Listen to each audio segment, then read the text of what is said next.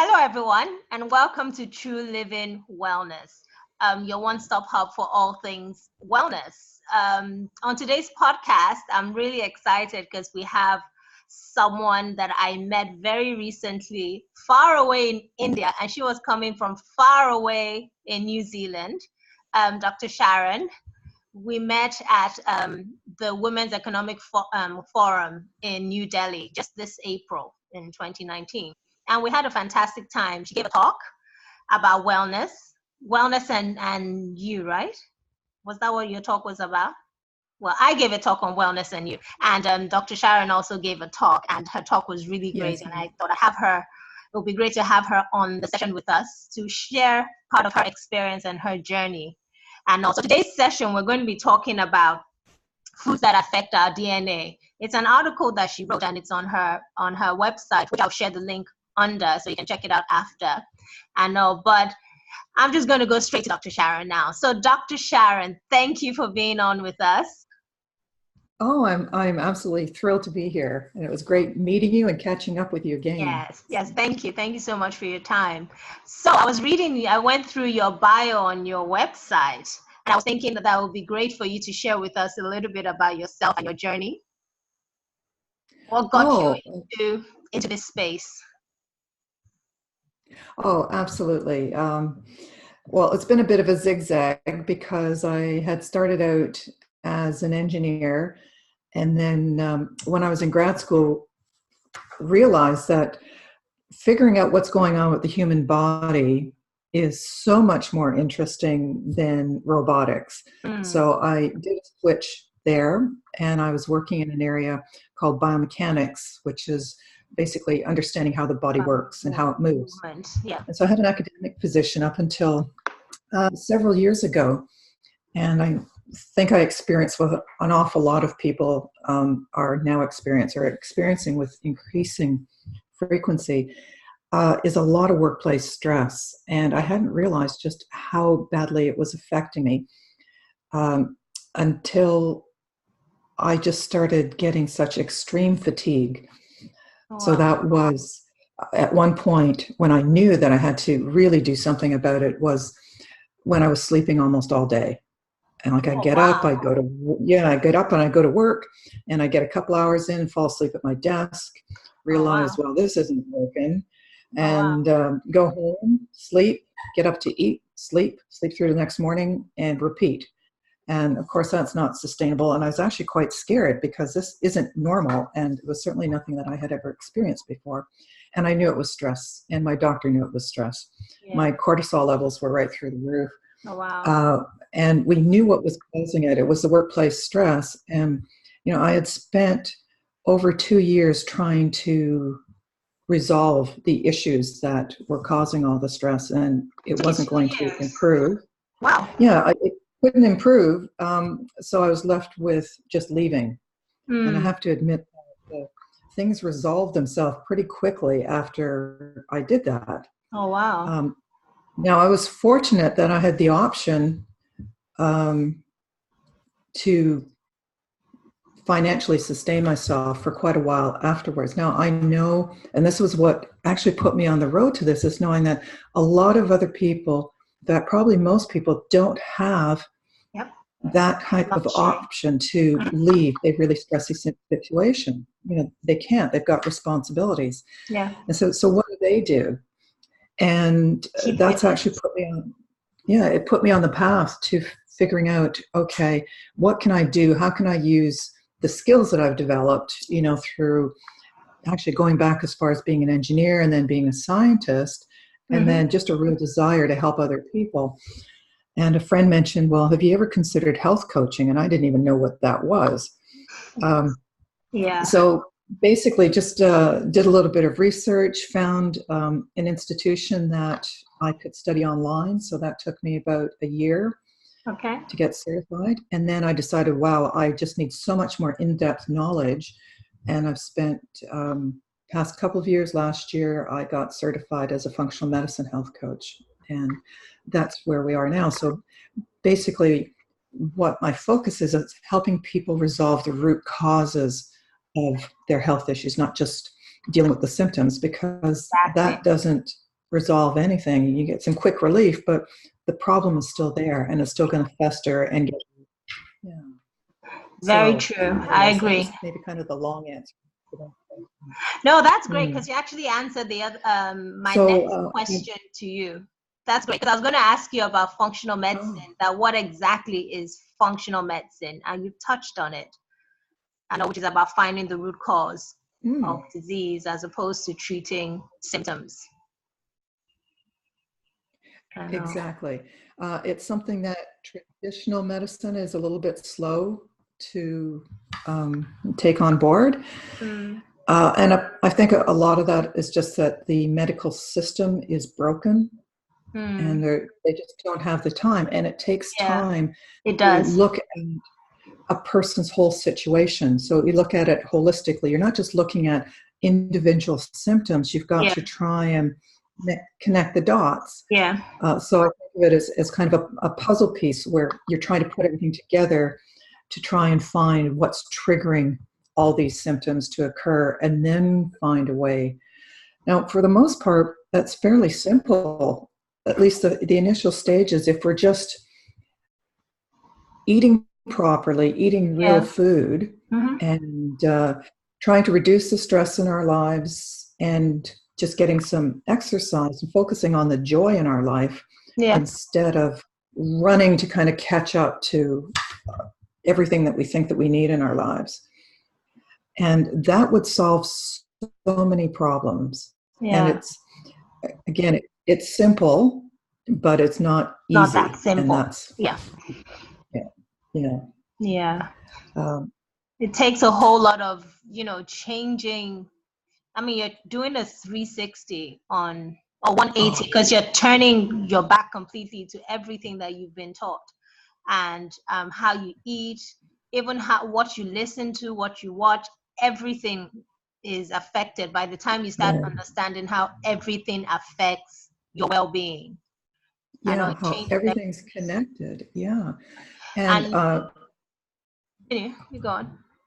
I was just going to say, it's one of the big things about being a health coach is trying to find ways of dealing with each client on an individual basis to help them make the behavioral changes, because those are the really, really hard ones to make. And I mean, I know that there's things that I know that I need to change in my life, and I have to slap myself regularly because I'm not listening to the advice that I'm giving my own clients. And that makes me realize just...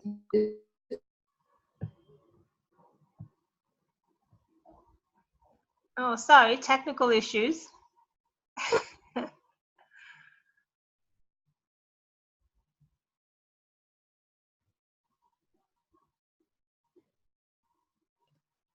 Okay, sorry about the technical difficulties we had there, but we'll continue.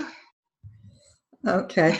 Well, I think just to recap, I think before we lost our connection, we're talking about one of the roles of a health coach, and probably one of the important roles, after you've sorted out or what the probable triggers are, it means that your client has to make some changes in their life. There's no magic pill that they're going to be able to take that's going to solve a root cause. It is a change in their eating habits or their lifestyle, in reducing stress or getting more exercise, or we briefly talked about reducing the toxins in your life. And that's not just physiological toxins, it's toxic relationships. Any inputs coming in. And behavioral change is really, really hard. I mean, you can just ask someone who's tried to quit smoking, just how difficult that is. So that's one of the roles of a health coach that is probably one of the main ones, is to encourage or find some techniques that'll help a person make the changes that's going to improve their health.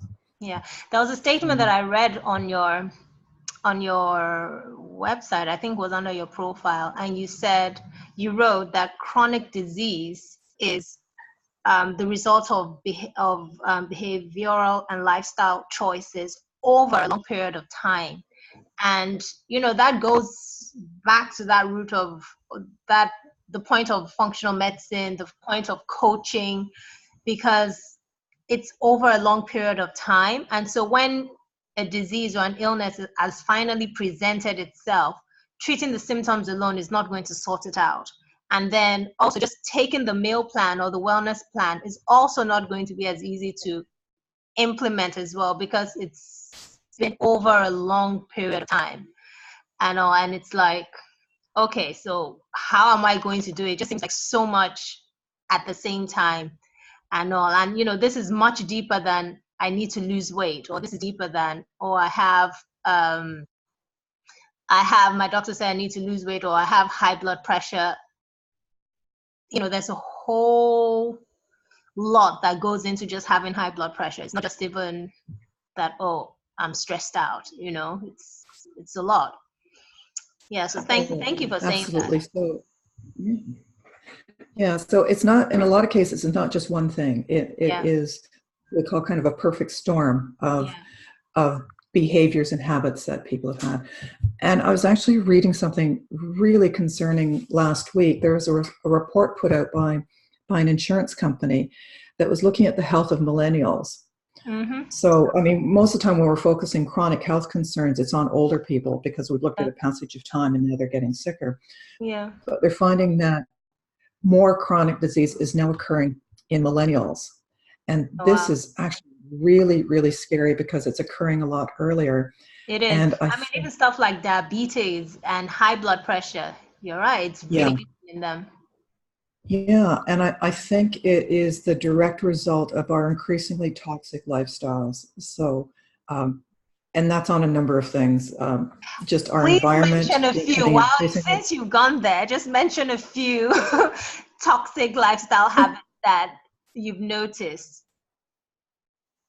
Oh, probably the biggest one is just the need to be busy all the time. Yeah. So that you're not actually taking time to rest and reflect. It's almost like taking some time out for yourself is almost considered a selfish or lazy thing to do. Yep. I think that, of course, one of the biggest statements I hate the most is time is money. It's like, no, it's not. Your health actually is money. Your health is more valuable than time, because if you don't have time, if you don't have good health, which translates to energy, then the time is not valuable, because you could be there but really not be there. You know, you're not bringing anything, you're not adding value to that time. Sorry, I cut you. Absolutely. No, absolutely. And of course, one of the things that really bothers me, and I see this even among people that I know, is they keep blowing off involvement in kind of recreational activities by saying, oh, sorry, I'm just too busy. I don't have time. And they use that too busy as almost a badge of success. When really you're too busy running from point to point, filling your time in with stuff that's not adding any value to your life. Business school teaches you that. Stay busy. And it's really the long term, it's probably the very worst thing that you can be doing. Very true. And of course, then there's the physiological toxins. The food that we're eating, so much processed food has got stuff in it that we shouldn't be eating, or in particular, we're not sure what the effect is going to be, especially on our microbiome. Now, that's a big area of just the bacteria that lives in our gut that is incredibly important. For our immune system. For our immune system, but also for getting the nutrients. So there's some nutrients that the microbiome, the bacteria, actually creates for us through their digestion. And then there's just the toxins in our air and in our water, the things we put on our skin, what we brush our teeth with. And we believe really naively that what all the advertising tells us, that you need this stuff. And when you look at the list of ingredients on it, well, quite frankly, it gets to the point where if you can't pronounce it, you probably shouldn't be using it. Yeah, very true. And they keep saying that, oh, well, it's only a tiny little bit, but if you use 18 different personal care products every day, and each of them has that tiny little bit, and it's storing itself in your body, then yeah, Exactly. you're developing a huge problem there. Yeah. I mean, I have to say that I do, I was on the bandwagon of, if it's in the supermarket, then it has to be good. If they're advertising it, then it has to be safe. It's not possible that they're going to put something out there that is not. But over the years, I've realized that that's not quite the case. As in, there's some things in the food that are known to be poisonous, and it's like, OMG, how is that even in the food? How is this happening? And why are we not aware? Why are we not paying attention? And so I started paying more attention to what I was eating, what I'm buying, and stuff like that. Just being more conscious and mindful about it, and not assuming that my well-being is someone else's responsibility. I have to take responsibility for it. And that's a really big point. And that's where people get confused too. It's like you said, you have this trust that, the regulatory agencies have got our backs. Or that even individuals themselves, the manufacturers themselves, as in, at least do your homework before you mix this thing and put it out there. So even for them, you're trusting that on that level, they've paid attention and all. So, but to give them just a little bit of latitude there, the information that we're finding out about the importance of the microbiome, now that's only been in the research for maybe about the past 20 years, and they're actually still not teaching that yet in medical school. Oh, wow. So there's a lag of about 20 years. Now, oh, wow. So there's a lot of catching up to do. They're catching up, and it's going to take a while before the stuff that we do know actually gets into the mainstream. But I have to admit that I suspect that a lot of the food manufacturers and that are kind of willfully averting their eyes, for some of the things that we're starting to believe are true. Well, I guess the good thing is that more people are asking questions now, and more people are speaking out. So even you doing this on this podcast is you also speaking out and removing the veils over people's eyes to see that, there's a lot going on that we need to be paying attention to. There's a lot. There's so many people in their, like you said, you talked millennials, I was even going to say in their 40s, in 30s, who have high blood pressure. And it's like, why? So more people are asking questions and thinking, why? I mean, mine is, why should you be on high blood pressure? Why should you be on any medication long term? You should ask questions. Exactly. So, stuff like that. And I guess that's what got me on this whole rabbit hole. And, it's been narrowed down to food, movement, rest, and good thoughts, which is everything that you said about lifestyles. And we can get that balance right, then we start to take ourselves into that state of equilibrium where, we have balance. And so that brings me to our core topic for today, which is how foods affect our DNA. Because when we think food, we're thinking, okay, energy, we're thinking calories, we're thinking, okay, I need to lose weight or I don't need to lose weight, blah, blah, blah, or, the feel-good factor of food. But that food actually can affect our DNA. Okay? That I found interesting. Can you share a bit about that? Okay, this is a really fascinating, it's an emerging field. It's called, it's got a couple of different names, Nutri Epigenetics, which is kind of a mouthful there. But what we found, and this is something that's changed probably over the last 40 years, they started mapping the human genome, so mapping our DNA. So there's a big project, the Human Genome Project, because they thought at the time that once they mapped out and understood all the genes in the human body, we would have all of the answers, that our genes were our destiny, sort of thing, that our genes did not change. So what was in your genes is what happened. So if you had a genetic mutation that predisposed you to high blood pressure or a disease, you couldn't change it. It was going to happen. Now, of course, in the past 20 years, we know that that's not true. That just because you've got the genetic makeup for a particular disease does not mean that you're going to develop it. Don't have that to. Although the genetic, your genes don't change, there are markers that can be turned on and turned off. Okay. So the expression of the genetic material can either go ahead to promote wellness or promote disease. So that's the important thing. There's having the genes for it and then having it expressed physiologically. So two different things. And in terms of, if I want to go into science speak, there's the genome and then there's the phenome. And the phenome is actually how that's expressed, and that can be changed. So when we're talking about foods that change your DNA, it's not actually changing your DNA, it's changing the expression. So whether it's being turned on or turned off. Okay. And so what they have found, and so this is an emerging field, and basically what they're finding, I mean, we could go into a few little details, but we're finding is that whole foods, and it's important that it's whole foods because all of the nutrients in whole foods tend to work together. They work synergistically to produce an effect. So certain things will turn on a marker to promote good health, or will turn off a marker that would express as a disease.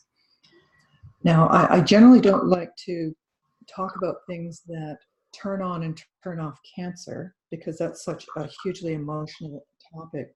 And it's not like eating lots of veggies are going to cure your cancer, but what it would do, it would prevent it from being expressed in the first place, or prevent the factors or the genetic expression that would lead to cancer or lead to a chronic disease. So honestly, it's almost anything that's in whole foods, whole vegetables. So whole vegetables, okay. Yeah. Fruits. What about certain types of, so complex carbs as opposed to, I mean, give me some examples, or give us some examples of, wait, before we even go into the examples of whole foods and all. So some markers can be turned on and off in our genes. So for example, something like diabetes. I know some people say, oh, my mom, a parent had diabetes, so it's in the genes. How does, so what you're saying is, or what you're saying is that can be turned off or can be turned on by our lifestyle. We determine if one ends up getting that diabetes or not. Yeah, absolutely. I think they've been finding, they're estimating that it's probably only about 5% of our genetic material is actually static, that, what it is in the genetic is going to be expressed. Just an example of that would be eye color. Okay. And there are a couple of diseases where having the genes for it does mean that you are going to develop it. And offhand, I can't think of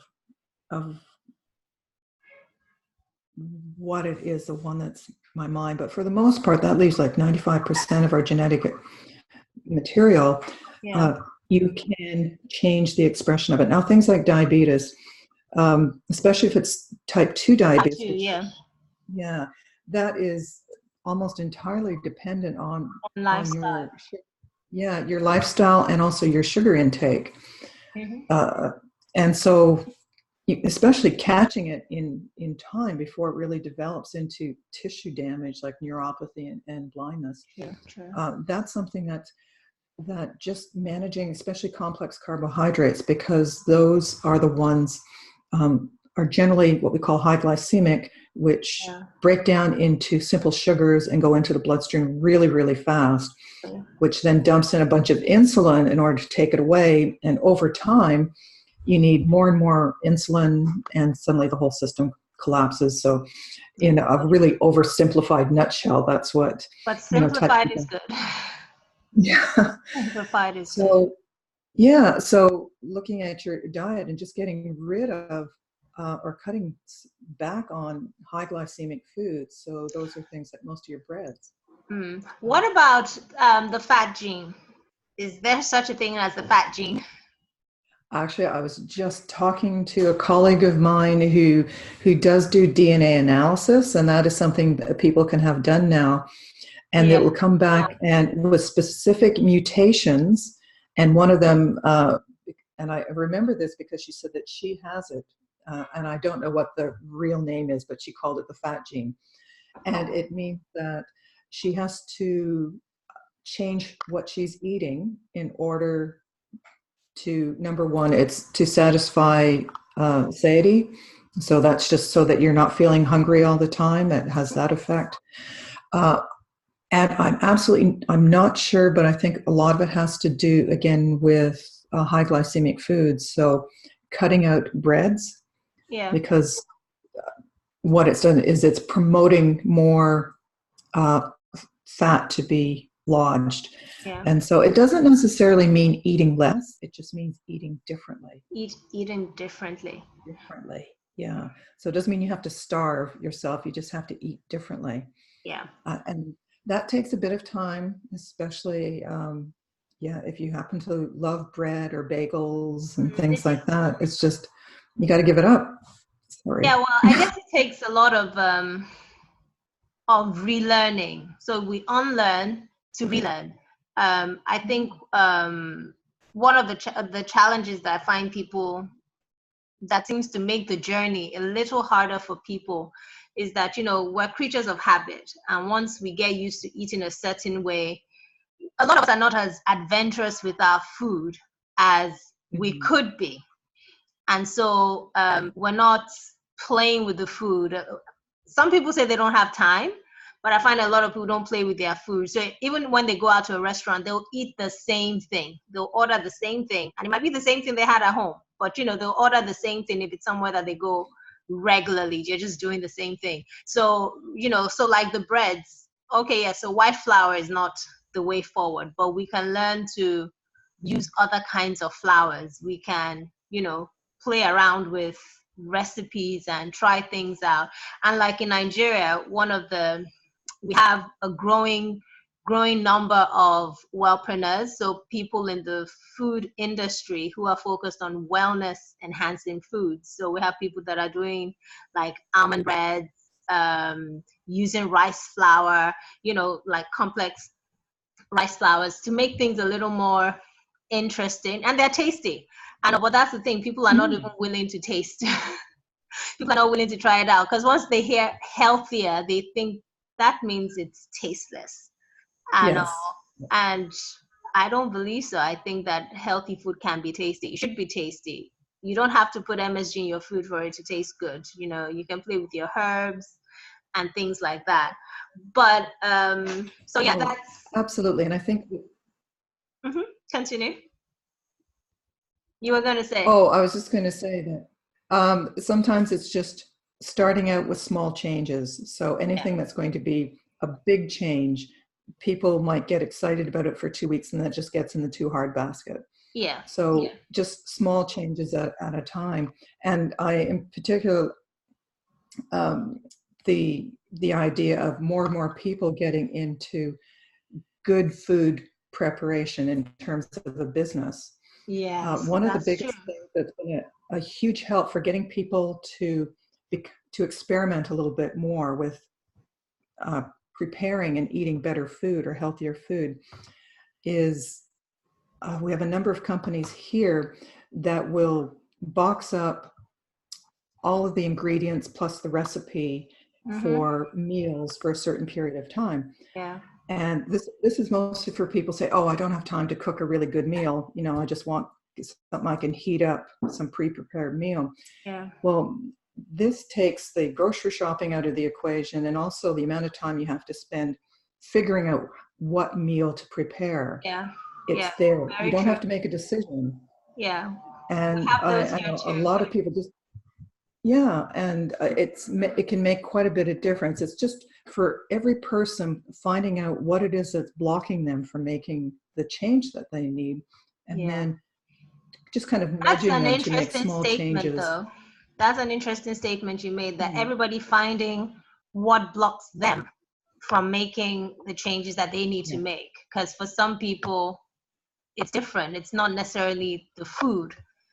They might know what to eat, they understand it, but it might be an emotional thing, or it could be mental, it could be spiritual. which feeds back into what you had said before about all the different elements of lifestyle affecting our well-being. Oh, and it even gets bigger than that. Sometimes if you're a woman and you're preparing dinner for a family, and you know that you have to eat a certain way, now how are you going to convince the rest of the family that this is good for them unless you want to be making two entirely different meals all the time? I encourage you, just cook one pot for everybody. Everybody needs to eat the same way. Exactly. But you can see how then the family dynamics Yeah. come into play. Very true. A lot of people would say, my husband will never eat that. I'm like, okay. Yeah, or going out to eat at friends' places. I mean, you don't want to, land them with a list of things. Okay, I can't eat this. Yep. Yeah. So it is a little bit tricky, and sometimes that's where the creative part of problem solving comes in. It's just trying to find, okay, what's going to work, and it may just be a tiny little change initially, but that might be what gets them. They get a little bit of success, then said, okay, I can do this. And then you just move on. Yeah. And I totally agree. I mean, small changes. I totally agree. I didn't I'm at a place where I don't eat bread often. I don't eat rice often, but it took me a while to get there.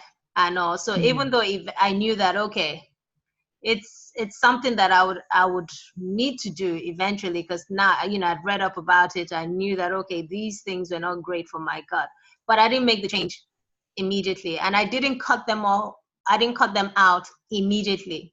And also, I just sort of reduced the amount that I was eating. So I reduced my quantities, then I reduced the frequency until I had now gone a whole quarter without having bread, without having rice. I thought, oh, okay. And, gradually you just sort of go that way, and it becomes lifestyle. You just pick up a new way of eating and it becomes part of you. I know. Very interesting. So before we go away, I wanted to touch on some of the whole foods just so that we can have some examples. So for whole foods, and this doesn't mean, so we're talking complex carbs. So things like sweet potatoes, like yams, keeping it as naturally as possible. So like, what's your take on rice? On white rice. We eat a lot of white rice in Nigeria. I know, and I certainly eat a lot more than I should be as well. The reason I eat it is because I found out a couple of years ago I have to go gluten-free. Okay. So it has a real effect on my moods if I eat anything with gluten or wheat in it. So I've switched over. I think with anything, it depends on the person. Again, it's high glycemic. So if a person's having issues with not being able to shift weight, like if they want to lose weight and they've just plateaued, then that would be something that they need to look at, to try and find some alternatives. But sometimes just switching white rice for brown rice, because it's got more fiber in it, so it's tending to offset. It takes longer to digest that way. Works. Now, one of the other things that I was just recently reminded of is that a lot of the really starchy foods, like the potatoes, and it works with rice, and I think sweet potatoes as well, is that if you cook it and then let it cool, it becomes, the starch turns to what we call resistant starch. Okay. So it doesn't break down and is easily digested as it was when it was first cooked and hot. It means it's turned into a lot more soluble fiber, which then feeds the gut bacteria. Okay.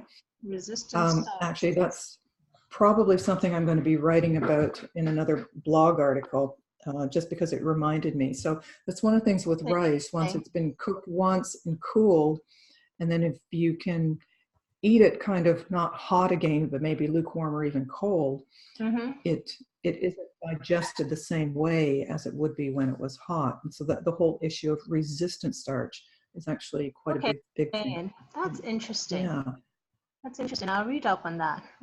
So that's kind of a way to get around, the whole thing of of it being high glycemic and Mm-hmm. increasing, your blood sugar levels and things like that. Hmm. Otherwise, it's a matter of trying to find substitutes Yeah. for. Another thing I would like you to speak into are fruits, because I get a lot of people saying, they don't like to eat fruits because it's of the high sugar content. I personally don't like fruits. I'm just not a fruit person. But I get a lot of people saying that, it has a lot of sugar, so they won't eat fruits. I know. Can you see? Oh, Yeah, I know. But I'm thinking, well, it yeah. has a lot of other nutrients. It has fiber in it. And also, you're supposed to eat it, and then the fiber will help your body slow down how quickly the sugar will hit your system. But people have that mindset of nope, nope, nope. They cut out things, even stuff like bananas. I'm like, bananas are good.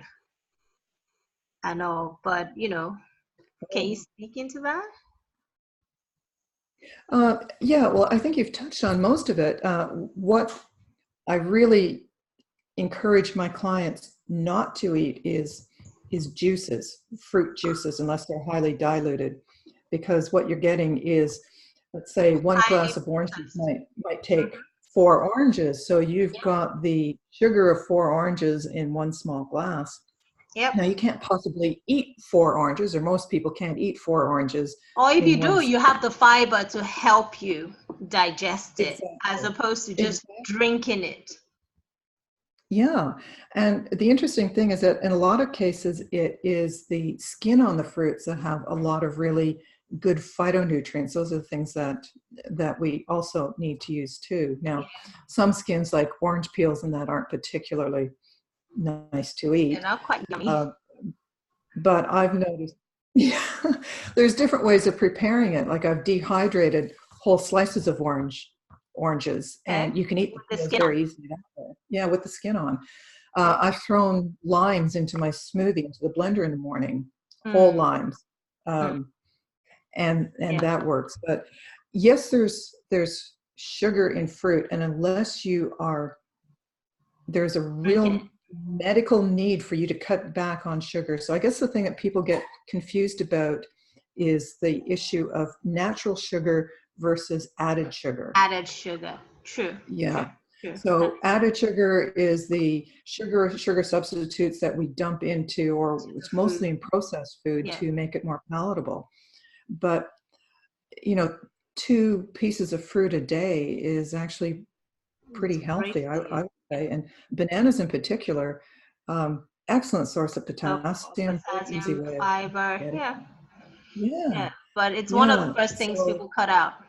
At least over here in Nigeria, they cut out bananas. Oh. I don't think I could live that way without putting a banana in my smoothie. But anyways, and again, that is people getting confused because there's so much information or half information out there. So yes, there is sugar in fruit, but as you said, that along with the fiber and all of the other nutrients, it's good sugar. Yeah, it's good sugar. And I'm just kind of going over my article again, because there are some fruits there that I just wanted to mention. That some fruits can folate is in citrus and grapes and papaya and banana. And those can help to keep the cancer gene turned off. Yes. Right? Yeah, exactly. And also have a huge influence on a biological process called methylation that actually helps prevent our DNA from degrading any further. It helps in the detox process. Okay. What are those fruits again? Oh, it's anything in citrus, grapes, papaya, banana. And these are just the ones that they've studied. Things like apple peels, blueberries, cranberries have something called ursolic acid, which is thought to have anti-cancer properties. Now, again, when we talk about anti-cancer, we're talking about prevention, not cure. Yeah. Okay. Yeah. I just want to not get people excited about cures for cancer because I just don't know. Yeah. And, and we're better off preventing it as opposed to trying to treat it. Yeah. Yeah. So those are kind of important. And I said, the good stuff in fruits are not just limited to those ones that I've mentioned. It's just, yes, those are the ones that have been studied. yeah. So I if mean, you're eating, I'm always going to thought of just eat a wide variety, particularly of anything in season. So once you see something in exactly. season, just go for it. And, you know, if you like it, enjoy it. And if you don't, Absolutely. then well, don't. Yeah, wide variety, multicolored, you know, mix in the Multicolored. purples and yellows, greens and reds, mix them in there. Yeah. And that's the best thing. And then if the more that you're eating whole foods, the more that you're crowding out some of the processed foods, Yeah. the ones that have the trans fats, a lot of the added sugar, Additives. Yeah. the preservatives, the artificial colors and flavors, which you really do need to stay away from. Yeah. Yeah. Yeah. Very true. Very important points. Very important points. Thank you so much, Dr. Sharon. Thank you so much. I mean, we could keep going on, but we could keep going on. But yeah, we'll pause here for now. I know, because we'll definitely have you back on to share some more. But I mean, thank you so much. So today we've talked about epigenetics and how it's what we're eating can help either turn on or turn off certain genes in our DNA. So whatever genes that or whatever your family history is, doesn't have to be your story. And so if we're paying attention to lifestyle, that can help us determine how well we're going to live, basically our quality of life. And we also mentioned about, you know, toxic lifestyles, what we're listening to, exercising, emotional, mental balance, all of that play into how well it is that we're going to, into how those genes are turned on, right? Absolutely. Absolutely. You summarized it perfectly there. And we should focus on eating whole foods. Yes. If you're going to drink your juices, go for smoothies and not juices, right? Or what was the quantity that you said about half a glass? Half a glass of juices or juice? What did you say about that? Or diluted. Oh, I'd actually just stay away from them. Drink water. Eat your orange, drink water. There. Drink water. Well, sometimes juices come in handy, and also, but I'm with you on dilute it a lot, because it can be a lot at the same time, a lot of sugar at the same time. And also, and then resistant starch, I'm going to read up on that. I like the concept of it. So instead of eating our simple, like our rice, would this apply to bread as well? Do you think? Would it apply to bread? I'm actually not sure about that. In my head, I'm thinking fresh bread. Oh, you know, so maybe let it cool a little bit. Or I'm also thinking toast bread versus toasted bread. I mean, I know that sounds ridiculous, but just, you never know. Well, I'll look into that whole aspect. I hadn't thought about the bread aspect, but I'll look into that when I'm writing up my blog article for it. So. OMG. Thank you so much, Dr. Sharon. Can you share with us your website again? What's your website? Healthylivingwithdrsharon.com. Healthylivingwithdrsharon.com. So I'm going to put a link of that on in the post under the podcast. So guys, you can go out and check Dr. Sharon's website. You can read up on her articles. You can follow her. And also, she also does consultations, and I'm sure you can do stuff online with people. Yes, in fact, people online. I do international, for people who just want a little bit of information. So go to her contact me page and also reach out to her if you want more information, if you want to have a consultation with her, and obviously keep following us, because we're going to have her back on and we're going to have more and more topics to talk about. So I hope you enjoyed our session today. I mean, we could really go on. I hope we didn't go off topic too much, but it was really good having you on and sharing with you. Thank you for your time, Dr. Sharon. Thank you. Thank you. Bye. So thanks, guys. Thanks for joining us today, and see you next time on Truliving Wellness.